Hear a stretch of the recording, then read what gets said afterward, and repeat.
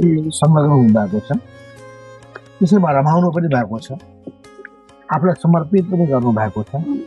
एउटा असल किसानको रूपमा उहाँ स्थापित हुनुहुन्थ्यो भने अर्कोतर्फ शिक्षा क्षेत्रमा उहाँले विद्यालय कलेजहरूको स्थापना गर्ने कार्य, आम सर्वसाधारणलाई शिक्षा प्रदान गर्ने कार्य त्यतिकै दत्तचित्त भएर लाग्नुभयो।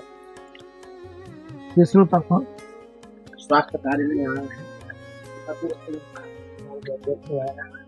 समर्पित भएर क्षमता पनि त्यसबाहेक सामाजिक सेवाका विभिन्न क्षेत्रहरू उहाँ त्यतिकै परिचित पनि हुनुहुन्छ। यसका अलावा नेपाल बाबा अन्तर्राष्ट्रिय रूपमा सुपरिचित नाम, सारा भारतमा तालका मचाउनु भएको एउटा व्यक्ति।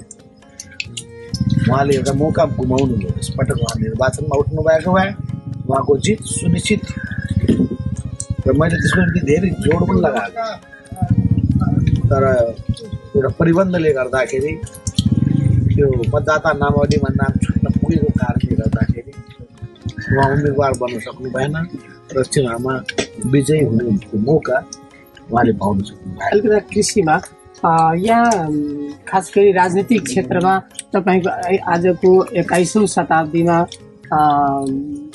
नेताहरू के अरे अन्यत्र थर्ड कन्ट्रीका नेताहरू तपाईँको प्रोफेसनमा पेसामा कुनै फर्म भर्दा त्यहाँ तपाईँको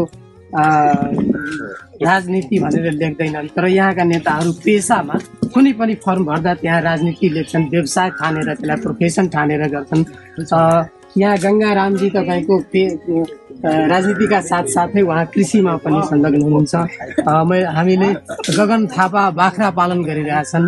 अनि यसरी चाहिने राजनीतिलाई पेसा दुकान पसल ठानेर चाहिने गरेकोले नेपालमा नेताहरू बदनाम भएका छन्।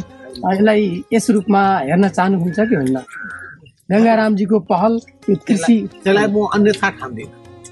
नेपालको परिवेश कहाँबाट विकसित भयो भने मान्छेले जब राजनीतिमा हात हाल्न थाल्यो, नेपालमा राजनीति गर्नु अर्थात् सत्ता विरोधी राजनीति गर्नु प्रतिबन्धित भयो।